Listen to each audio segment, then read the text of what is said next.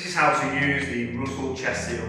It's important that we're only going to apply it on the chest area. This is usually used for stab wounds, bullet wounds. If there was a hole in the chest, what we don't want is air entering inside or blood pooling up inside. So remove it from the packaging, unfold it, remove the clear packaging. It's best to use just one side at a time. So pull it away from you.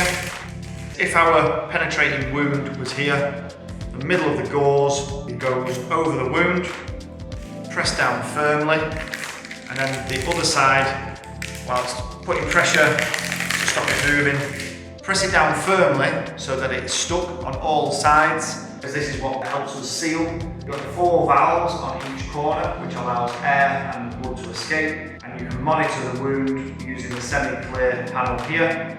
So as they take a breath, the dressing is drawn down to stop air entering, or as they breathe out, any blood products or excess air can escape through these vents.